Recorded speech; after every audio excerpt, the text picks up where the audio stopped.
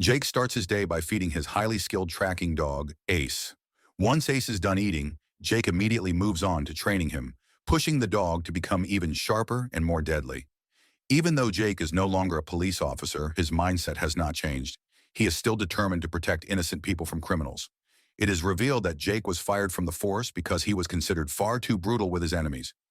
During his time as an active officer, Jake and Ace had taken down dozens of gangsters and cartel members who dared to operate across America.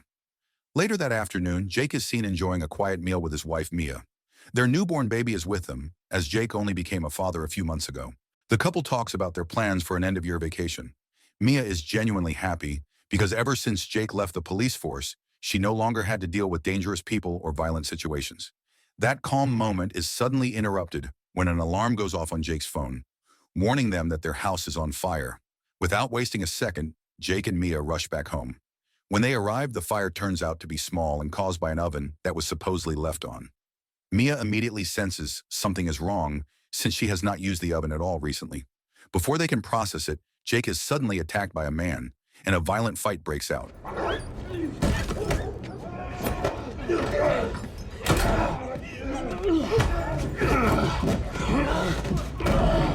Thanks to Ace and another dog helping him, the attacker is eventually killed. Shortly after, the police arrive, as Mia had already called them.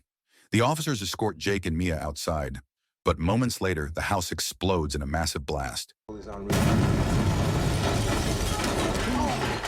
The second dog is killed in the explosion, while Jake, Ace, and everyone else narrowly survive. From that moment on, everything begins to fall apart. This is Muzzle, City of Wolves.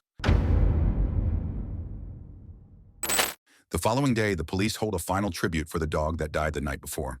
It is revealed that the dog had also served with the police and had earned great respect for its service to the LPD.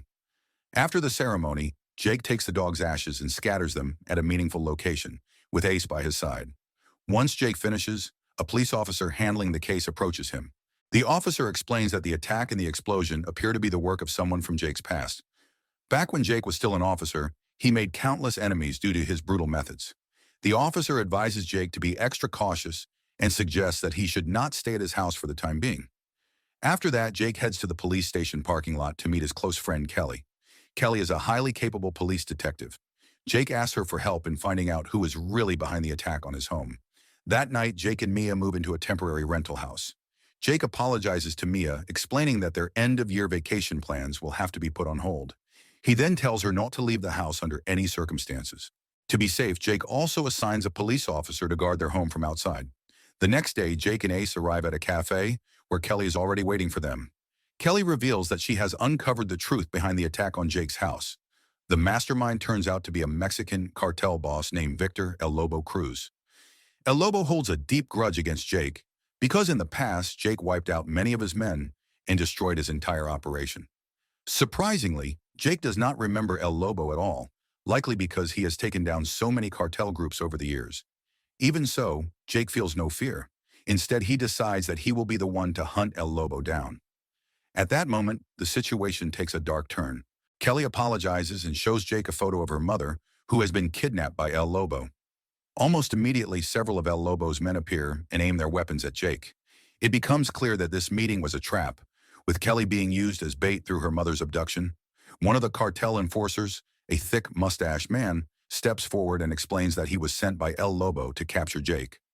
Jake wonders why they do not simply kill him on the spot. The answer is simple.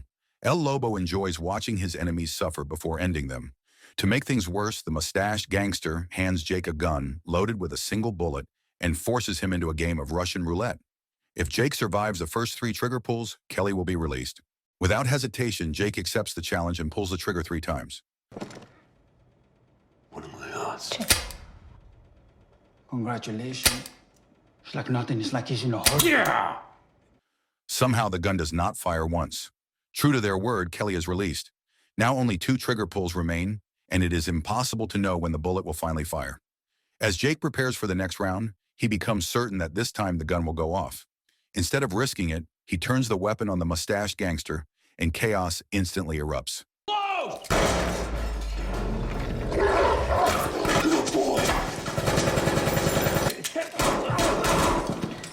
After taking down the mustached enforcer and the rest of the cartel members, Jake escapes the scene with Ace.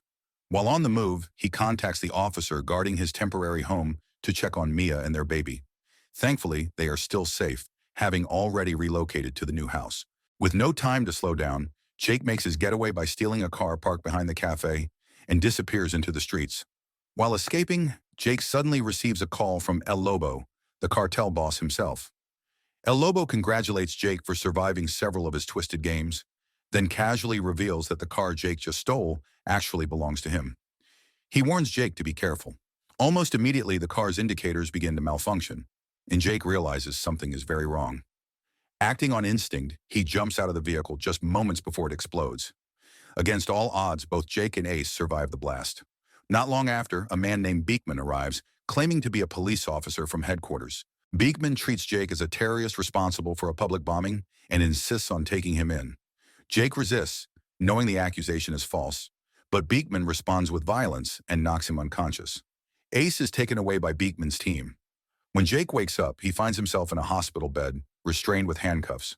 After a brief moment alone, he secretly begins working on freeing himself using a coin. Before he can finish, Beekman returns and sends the nurse away. He then admits the truth.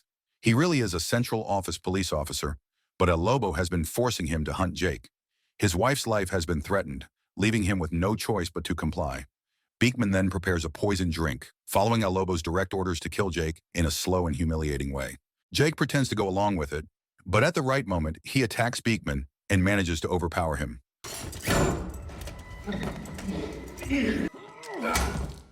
With Beekman temporarily down, Jake escapes from the hospital. About 10 minutes later, Beekman regains consciousness and immediately calls his wife. He urges her to flee to Europe as soon as possible, knowing he has failed El Lobo and fearing brutal retaliation. She understands the danger and prepares to leave the same day. Shortly after, El Lobo contacts Beekman, demanding to know if Jake is dead. Beekman admits that he failed but promises to continue the pursuit. El Lobo orders him to keep the call active and wear a headset, making it clear that every move must now follow his commands if Beekman wants his wife to stay alive. The scene then shifts to Ace, who is moments away from being euthanized under Beekman's orders. But Ace proves just how intelligent he is. He escapes from his cage and manages to flee, once again slipping out of the cartel's grasp. Meanwhile, Jake is still inside the hospital, desperately looking for a way out. He suddenly comes up with a clever plan. Jake disguises himself as a janitor, even using the janitor's fake arm to complete the look. Luckily, the real janitor is away in the restroom, giving Jake just enough time to put on the uniform and slip out through the back parking area. Just when it seems like he has escaped, Jake runs into Beekman once again. Beekman immediately raises his weapon. Jake pretends to surrender, lowering his guard, but in the next instant, he fires and takes Beekman down. It is then revealed that Jake's real arm has been hidden under his clothes the entire time, holding the gun, while the fake arm was only a distraction. Jake jumps into a nearby car and speeds away. As he tries to start the engine, Beekman suddenly gets back up, protected by a bulletproof vest. Rather than wasting time fighting again, Jake chooses to escape and disappears into the road. Now under direct orders from El Lobo, Beekman is told to chase Jake using a vehicle that has already been prepared. When Beekman opens the trunk, it is revealed that Kelly is inside, taken hostage. El Lobo plans to use Kelly as leverage, knowing how important she is to Jake. Back with Jake, the stolen car soon runs out of fuel, forcing him to stop at a gas station. With no money on him, Jake is left with no choice but to rob the convenience store clerk. At the same time, Beekman arrives at the station with Kelly still held captive. The clerk mistakenly believes Beekman has come to help and runs toward him, only to be shot and killed. After the clerk is dead, Jake approaches Beekman while lowering his weapon. At that moment, El Lobo reminds Beekman over the call that he sees everything through a vast network of surveillance cameras and cannot be deceived. El Lobo then orders Beekman to shoot Kelly in the leg and pour gasoline over himself. Beekman hesitates, shocked by the command, but El Lobo makes it clear that this is punishment for helping his wife escape to Europe. Keep her here.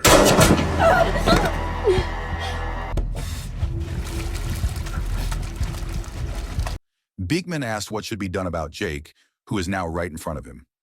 El Lobo responds that Jake is no longer Beekman's concern and that he must obey without question. If he refuses, El Lobo will immediately kill Beekman's wife. El Lobo then orders him to light the match. Just before Beekman can set himself on fire, Ace suddenly appears and slams into him. Ace's attack saves Jake and prevents the situation from turning into a deadly inferno. It becomes clear that El Lobo is a true psychopath, someone who enjoys turning every hunt into a cruel game, especially when it comes to tormenting Jake. Back inside the convenience store, Jake helps Kelly to safety. He removes her belt after realizing Beekman planted a tracking device on her. Jake then notices how badly injured Kelly's leg is and immediately rushes her toward the hospital. On the way, Kelly urges Jake to contact a police ambulance. As an active detective, she is entitled to emergency pickup. Jake quickly makes the call, asking for immediate assistance. Before long, Jake, Kelly, and Ace are inside the ambulance, heading to the hospital. During the ride, Jake uses the paramedic's phone to check on Mia. He learns that their baby has already been taken to stay with the grandmother, and for now, Mia is still safe. Sensing danger, Jake tells her to leave the house and walk toward the end of the street. Since their route lines up, Jake plans to pick her up before continuing to the hospital, guiding her step by step over the phone. Just as Jake reaches Mia, disaster strikes. The ambulance is suddenly hit and flips over.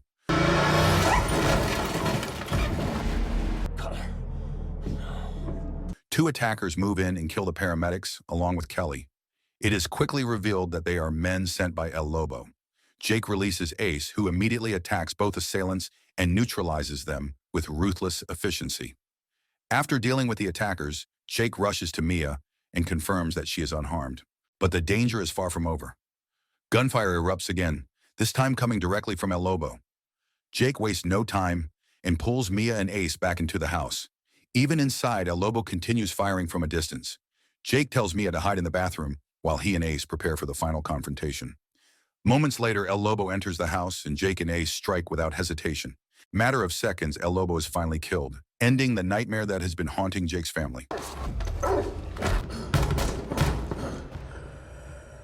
Look at what happened to Kerouac. In the final moments, Jake is shown serving several months of punishment. He is held responsible for the chaos that led to the deaths of multiple officers, including Kelly and Beekman. Jake accepts the consequences without complaint, because what matters most to him now is that his family is finally safe. So the moral of the story is never trust a calm day, a quiet dog bowl, or a guy named El Lobo, because life can turn into chaos faster than a dog chasing a laser pointer.